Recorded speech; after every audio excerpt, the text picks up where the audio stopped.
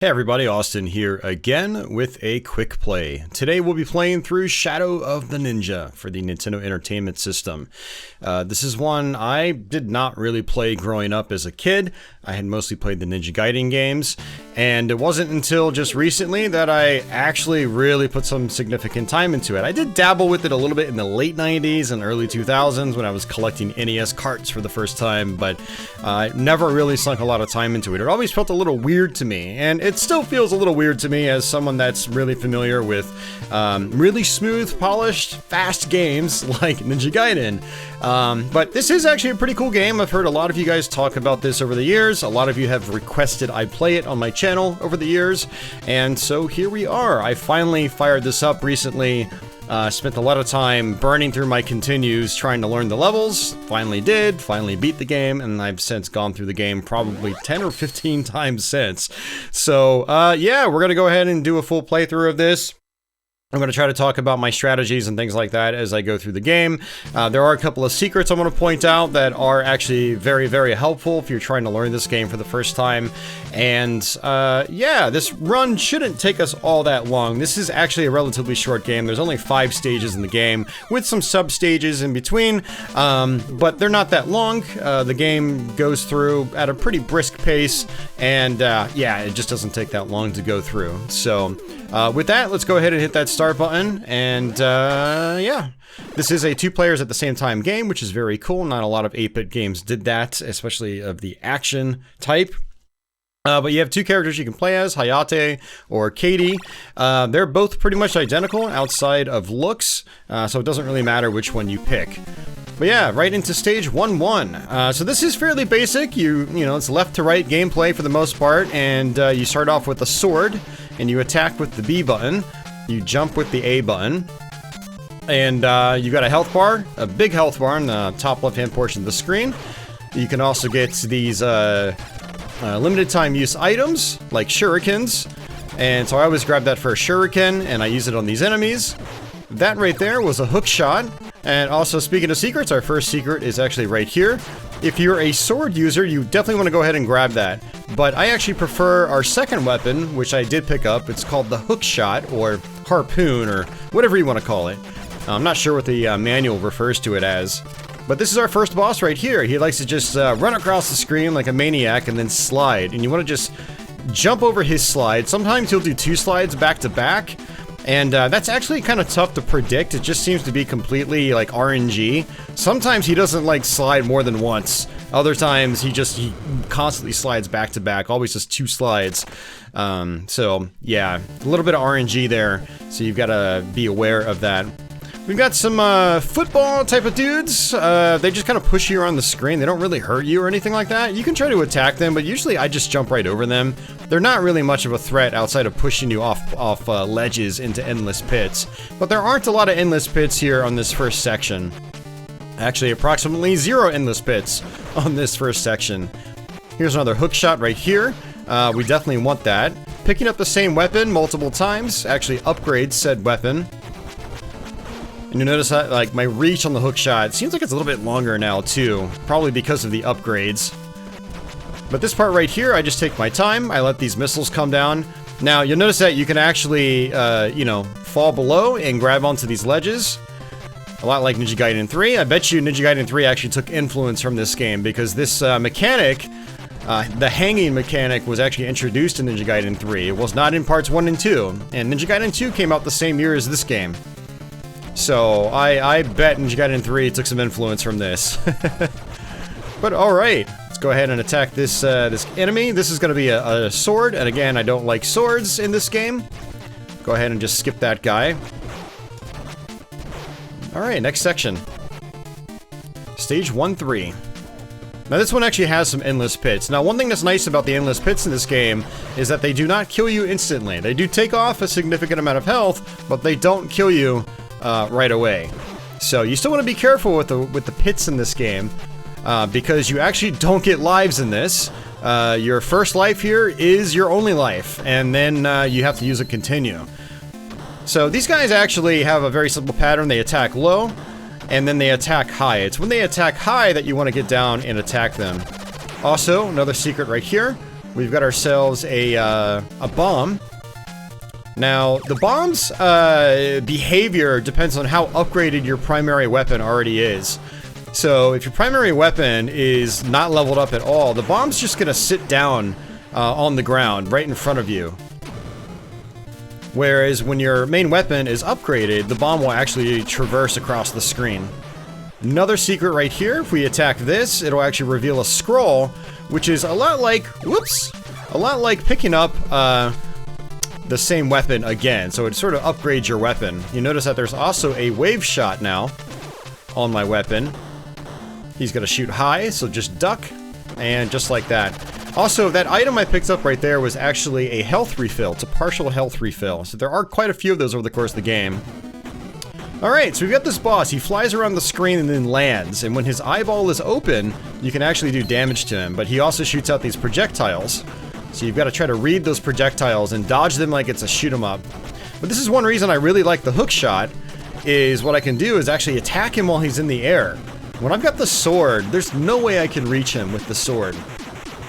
Now, there is another trick you can do in this game. If you hold down the attack button for X amount of seconds, your character will start flashing along with your health bar. And then if you just keep holding it, it'll do this like screen clearing attack. It actually eats up half of your health bar, if not more. But you can use it on bosses. You could technically probably use it on that boss when he's in midair. But I'd rather keep my health, honestly. And there's a sword. Don't really want the sword. We're just going to take our time right here. Now, there is a shuriken right here, which I could probably use. Now, there's 3 levels of the shuriken. It's just a regular, straightforward shuriken. The next level is this more of like a dart. And then it goes back to a regular shuriken, but now with homing properties. And this guy is a little irritating. Every time you hit him, he pops back out to the other side. And you have to watch out because every few seconds he shoots a projectile. It doesn't really matter where he is on screen. So you've always got to watch out for that projectile. And there we go, we got him. We didn't take too many hits, which is good. Alright, this part right here is pretty easy. Sometimes you can actually hit these guys up top from below. It looks like it's not working, even though my harpoon is clearly touching that guy. Oh, there we go. Let's try it again. It seems like it works better when you're going towards the left-hand side. Yeah. Not sure what's up with that. That's really interesting, how it kind of really only works from one side. Alright, there's gonna be another hook shot right here. Again, we're just trying to stick with the same weapon all the way through. That way our weapon remains powered up. Alright, these boomerang guys can be a little tricky to deal with, but this first one's not too bad. Now, one of the things about this game is that you really have to have all the enemy locations memorized. One of the big things about that is that enemies are active off the screen. Like, they'll start throwing stuff at you before you can even see them, especially these boomerang guys, so you've got to be really careful about that. Oops, did not mean to actually move upwards like that. Another boomerang guy right here.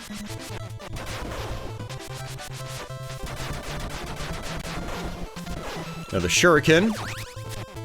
And what I'm going to do is try to jump over here. Mash my button to get rid of these enemies.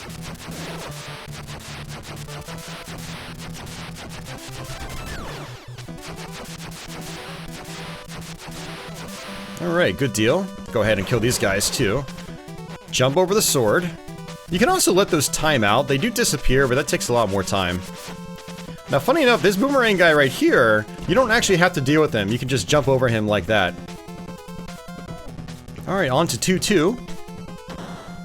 Alright, these guys are really interesting. What ends up happening is you bust off their legs, and their legs start running at you, while the upper part, the upper torso, flies into the air. And if we position our hook shot a certain way, we'll actually be able to get rid of that second set of legs, or the legs that just start running at you immediately. They just dive bomb you. They go straight for you.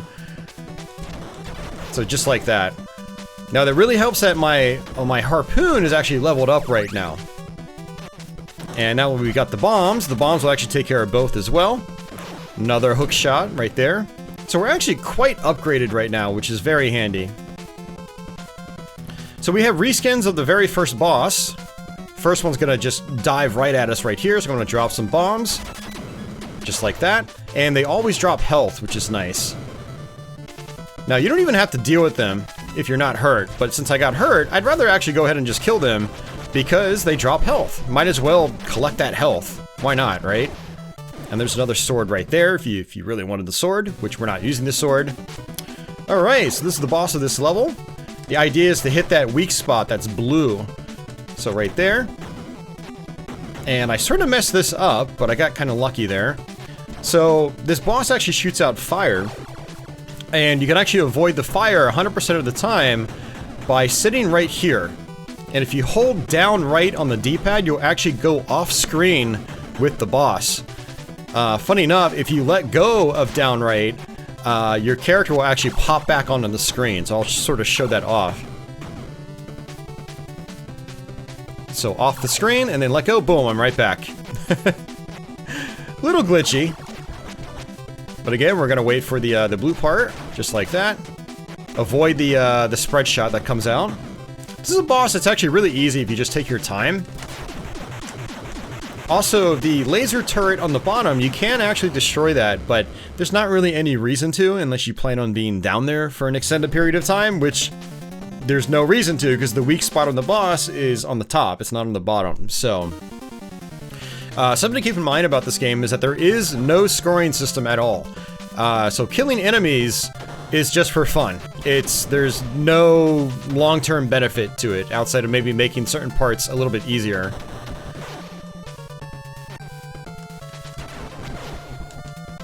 Sword again. Now, one thing I really like about sort of the movement physics in this game is that when you jump and you jump forward and attack, you'll actually gain some extra distance to your jump. And so you'll see me actually doing that quite a bit when I'm going over really large gaps in this game. Alright, another hook shot. Let's go ahead and grab that. Keeps us powered up. These guys can actually attack from down below with a hook shot. This is, again, why I really love the hook shot in this game. It's just, it adds so much more flexibility to the gameplay. It's like these guys I can just take out from down below, which is fantastic. Now, there is another benefit to the hook shot as well. You'll notice that the hook, if you look at the sprite as it's moving forward and backwards, you'll notice the hook is actually in two positions. That first and second position will both do damage. So the idea is for thicker enemies, you line up your hook shot to where both parts of the hook are hitting them. And you'll do double the damage, basically. And you'll kill enemies a lot faster. So the hook shot to me is just, it's the better of the two weapons in this game. You know, for that reason alone. Another secret right here. Another bomb. We're gonna have some more boomerang guys, too. But first, we drop... Oops, I missed it. I was gonna say, drop a bomb on that guy. Yep, boomerang guy right here. Go ahead and just drop a bomb. Probably take 2 bombs. You guys actually take a lot of hits. Bombs are not instant kill weapons, but they do a lot of damage. Shuriken. Another boomerang guy over here. Again, look at this. He's off screen. He's off screen and he's still registering as being on screen. So you have to be really careful in this game. And you'll notice that the shurikens also have a mind of their own. Unfortunately. I should say the homing shuriken. So the base low-level shurikens are fine. But the homing shurikens are really tough to work with.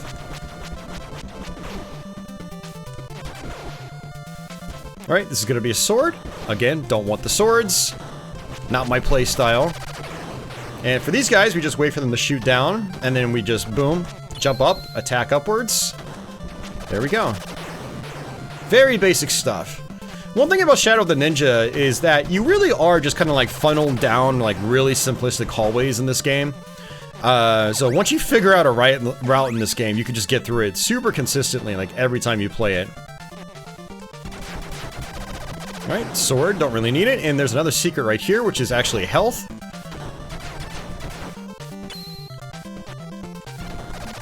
And I don't need it, I've already got max health, but that's okay. And on to our boss of this level. So this guy's can be a little tricky, but he can also be really easy at the same time. So what I want to do is like just position my harpoon sort of around his torso. And what he does is he just pops back up on the screen in the position that you're at. So you can just sort of like bait him to where you want him to go. Now when you're powered up like I am with the wave shot, it's actually easy to accidentally soft lock the game on this boss. Basically what happens, you'll end up actually completely destroying his torso, and then he'll just lock into place. So you have to be really careful about that. So you don't want to just constantly attack him like crazy. Let him move a little bit, you'll start actually doing some damage. Also, you just do this over and over again. His health bar will eventually start dropping. What ends up happening with a lot of these bosses is that they are taking damage, it's just their health bar is so big. The health bar on the right doesn't actually, you know, show that you're doing damage. What you are. Once you get down to a certain threshold, their health bar will actually start dropping. It's a lot like some beat-em-ups. Some beat-em-ups do that as well. Some belt scrollers. Alright, so we're actually well over halfway through the game. We've got level 4, level 5, and, you know, that's it. So this level's also not too bad either.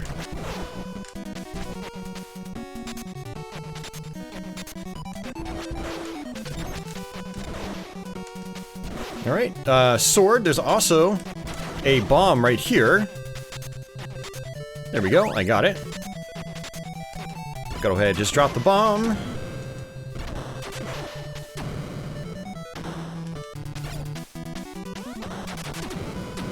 So again, like, the bomb's properties are highly dependent on how powered up your primary weapons are. So the more powered up your weapons are, the faster and farther the bombs will go across the screen. So I was able to basically just drop that one bomb above that ladder, and then it went all the way across the screen and hit that turret for me. But if I was downgraded, it wouldn't have gone far enough across the screen to be able to do that. Now these guys I have a tendency of just skipping, because there are like health refills right here, and so I can take a bunch of hits from them, and it doesn't really matter that much. But I went ahead and just attacked them. These turrets, you can try to attack them from down below, like this one, or you can just sit right in front of them with the hook shot. Pretty easy stuff. It is not very complicated. Shadow of the Ninja is actually, I was really surprised at how basic it is, even compared to something like Ninja Gaiden. The level layouts are much more simplistic. There's usually much less to do in this game, which is very interesting. And you know what? Getting to think about it, I think that's probably why people really like this game so much. It's not that hard compared to some of the Ninja Gaiden games. I think this game is probably more approachable for a lot of people, because a lot of these situations you find yourself in are a lot more simplistic, or at least a lot less challenging, I should say. Like this is right here, this is literally just waiting. All you do is wait, you move forward, the conveyor belt is going in the opposite direction, so you move kind of slow. I also have a bomb right here. I just kill that guy in one hit if I do it right with the bomb. Shurikens right here. I'm going to try to save these. There's a couple more ninja down here.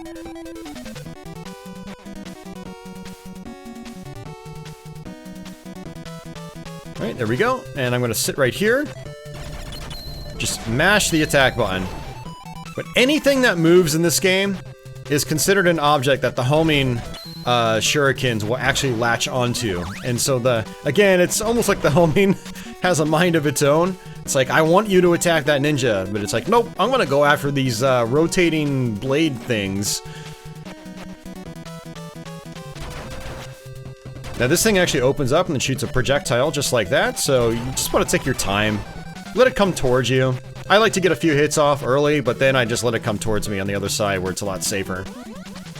Alright, on the top we have a shuriken, on the bottom we have a bomb. So what I'm gonna do is actually try to destroy... Whoops, I actually messed that up. Fun little trick right here. If you jump at the top of the screen, you'll actually land on the platform right as it reappears on the bottom. It's actually pretty nice. Actually, you know what? I'm gonna get rid of my bombs, because I'm gonna go ahead and try to attack this thing like this. I feel like it's a little bit safer, and then I'm gonna go ahead and grab the shuriken. Ooh, took a hit there. Did not mean to do that. Drop on the platform, come through here.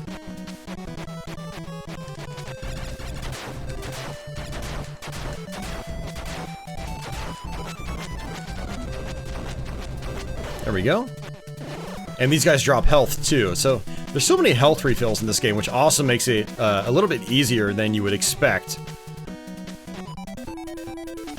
Let's see if this guy comes down here.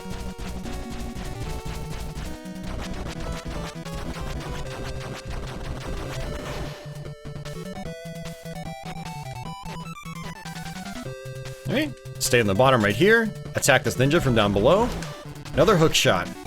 So if you took a hit and you know, got downgraded slightly, where you can get that upgrade back again. I like to... Ooh, that was really bad. You notice that I lost my upgrade on the hook shot now. I no longer have the wave. Because I lost a lot of health. Yes, what I usually do is I hook on the bottom, and then I work my way back up. But the way that, like, the collision works in this game, a lot of times you'll just clip onto the top of the platform. Also, these are a little bit different, these blue platforms. If you just stand, they go down below. And if you duck, they go up. So that takes a little while to get used to. But you definitely want to take your time, get rid of this guy. Again, he drops health. Look at that. I got all my health back. Go ahead and attack that, get the bombs. And I can use the bombs on these guys. Now, unfortunately, you notice that the bombs are actually moving really slow now. That is entirely because I fell down the pit and lost some upgrades. So, again, your sub-weapons, how they operate is completely dependent on how upgraded your primary weapon is.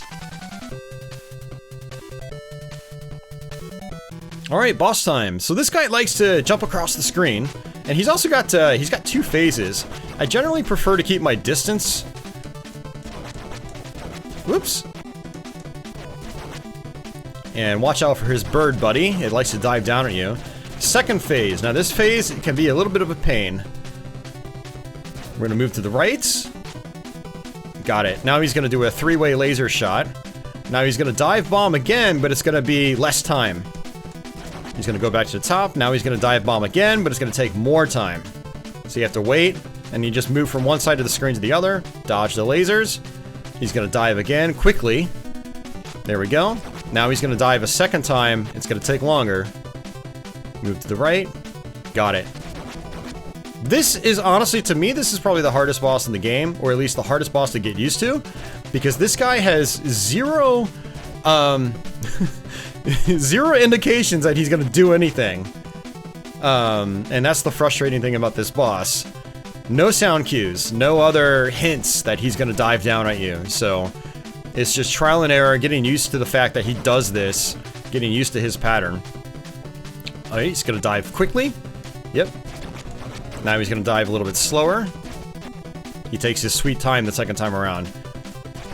And it's just this same loop over and over, but just figuring out the loop is frustrating. Alright, this one's gonna take a little bit longer. Alright, now we go. Got it. I don't know the exact amount of seconds between dives, but the first dive takes less seconds than the second dive. Or I should say the first dive after his laser attack. But after you defeat his first form, he actually starts off with his second dive. So it's actually a long dive in the, after he changes into this metallic bird-looking thing. But after, then he does the laser attack, and then it's a short dive. You know, it's probably like 3 or 4 seconds he dives, and then the second one is probably like 7 or 8 seconds or something like that. Alright guys, final stage in the game.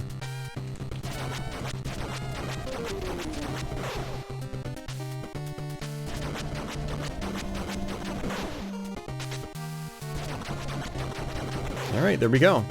Now this has a new mechanic. We've got these mines, if that's what you want to call them. But we also have like these laser turrets, these wave laser things. See, just like that. Again, they trigger off screen. You have no idea they're even there until you get hit by them. So this is one of those like last levels that's kind of a pain the first time you play it.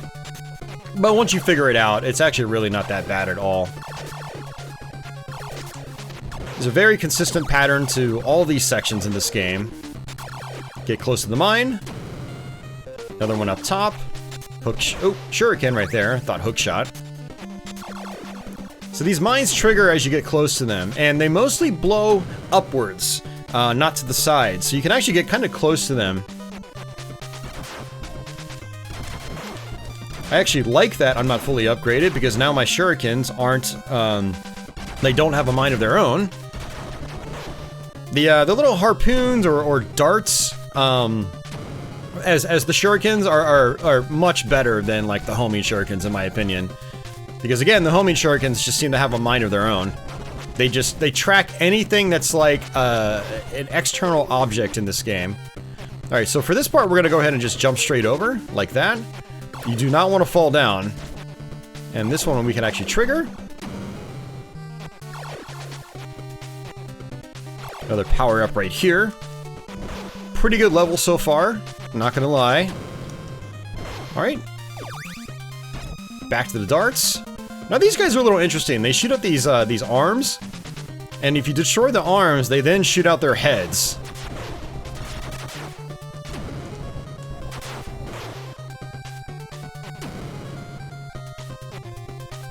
These guys shoot these projectiles in a circular fashion, or I should say like elliptical fashion. You can just sit in the middle like this. As long as you've got a projectile, you're pretty much good to go. And there are plenty of projectiles here. We're gonna get ourselves a bomb, I believe. I like to just wait for his fist to come back in, just like that. There we go, good deal. Alright, we got ourselves a bomb. Just sit here, let the bomb go across the screen. And just do it again. There's another one right here. Alright, bomb. Move back. And another bomb. Got it. Perfect. That's awesome. Alright, trigger the mine. Trigger this mine. And health refill in case you needed it. I did not need it, actually. And that was actually kind of a mistake. That guy's a little bit harder to deal with. You want to just try to attack him immediately, and you'll just sort of stun lock him, and he won't actually shoot at you. But I sort of failed to do that. Now these shield guys, they will block your attacks. And these guys up top, they actually throw arrows down you at a diagonal angle. Now, there's also a shuriken up here. So I can just sort of attack this guy from a distance. Left canister here is going to be a sword. Now, this part can be a little tricky. It's an auto-scroller. I'd rather just sort of use my hook shot here. Come on, guys, do your thing. Alright.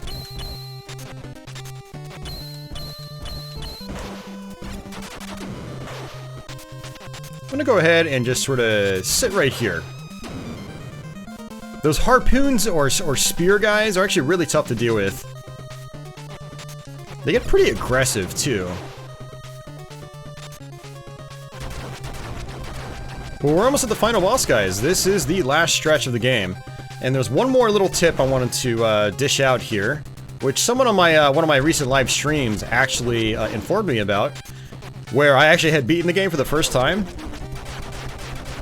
And they were like, oh, you can actually... there are a couple of power-up canisters here, and you can actually get both. So I just got one. And then...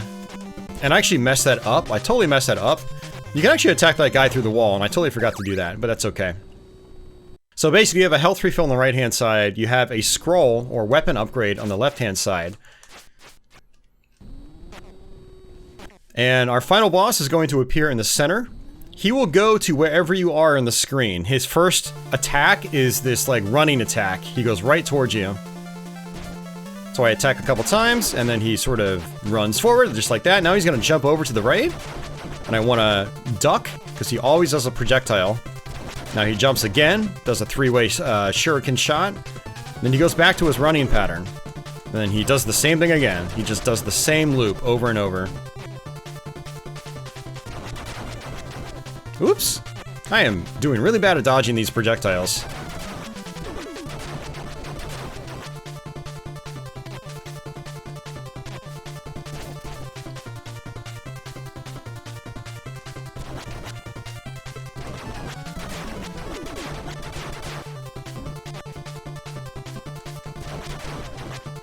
There we go.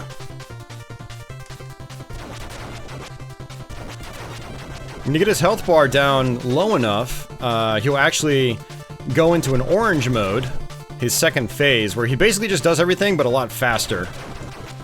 And once he does that, I usually just sit on one side of the screen. Kind of like this. That was a very sloppy final boss. I've gotten this final boss without taking damage. So that was actually a really bad final boss. I almost got a game over there. But still, we did it. Also, I've noticed sometimes if you're like really high up on the screen, if you're constantly jumping, the dragon heads up top, I think will actually start shooting at you. So that is one thing you have to watch out for as well. But there's no reason to be constantly jumping on that fight. It's mostly just about positioning yourself left and right. So again, when you start the fight, he goes to wherever you are on the screen and does like a melee attack. He jumps over, throws 3 shurikens downwards. You can just sit in between them. When he lands, he throws a projectile. You just want to duck that, and then you can get up and get a couple of hits. Then he jumps over again, does 3 more shurikens. When he lands, again, throws a projectile, and then you can get up, get a few more hits, and then he runs to wherever you are, does the melee, and the whole cycle starts over again. And when you get his life down to where it's in the orange and he turns color, he basically just repeats the same patterns, but in a much quicker succession. So it will kind of catch you off guard if you don't know the pattern inside and out. But yeah, guys, that was Shadow of the Ninja. This is our ending right here. And yeah, I hope you guys enjoyed this playthrough. There was a pseudo sequel to this, sort of, kind of, not really. It was Ninja Gaiden Shadow on the Game Boy, at least in North America. Apparently that was originally a Shadow of the Ninja game, but it got rebranded to Ninja Gaiden, as Ninja Gaiden, I guess, was a little more well-known. They worked something up with Tecmo, I guess. And it's actually really interesting because that game it's like a hybrid of this game and normal Ninja Gaiden. It's got some mechanics from this game. It's got some elements from this game, like it's got canisters you can attack, which drop power-ups and stuff like that. But it's also got Ninja Gaiden music, and it's very interesting. So if any of you guys are a fan of this game and you've never played Ninja Gaiden Shadow on Game Boy, I would definitely recommend checking that out, as, yeah, it's basically a Shadow of the Ninja game. Yeah, I don't think anything else was really done with this series past that. I could be wrong. I'll have to do some research into it, but I think this and the Game Boy Ninja Gaiden Shadow were basically it. For anyone that likes this game a lot and you have not played it, highly recommend Shatterhands. I have a couple of full playthroughs of that on my channel, a couple of full walkthroughs. It's a lot like this, but it's a lot more refined. It's also by Natsume, and it's got a lot more flexibility with how you can go through the game. Some of your stages you can go out of order if you want. Also, the power-up system is set up in a way to where there's a lot of flexibility and customization. And so, yeah, if you like this game, absolutely check out Shatterhand. It's an awesome game. A good step up from Shadow of the Ninja here. But yeah, that was Shadow of the Ninja. Really glad I finally learned how to play this game. I hope some of you guys are happy that I finally covered this game on my channel. I know some of you guys have been asking for it for a long time, and hopefully I was able to deliver. But yeah, if you guys have any other recommendations of games like this you'd like to see me cover, in 8 or 16-bit fashion in particular, do let me know. I'll try to be back with another playthrough sometime soon. I know there's been big spaces between playthroughs lately. It's complicated, but I will do my best to try to have some more out for you guys. Yeah, let me know what you thought of the video and the playthrough. Let me know what you think of this game. Very curious to hear other people's opinions on it. And yeah, that's gonna do it for me. So if you're new to my channel, consider subscribing. If you're already subbed, thanks for your continued support as always. Feel free to give the video a thumbs up. Apparently it helps me. And if you found this playthrough useful, please consider sharing it on social media and stuff like that. So hopefully other people can find it handy as well. So, but yeah, that's gonna do it for me, guys. Have yourselves a great day or night wherever you are in the world. And I guess until the next one, take it easy.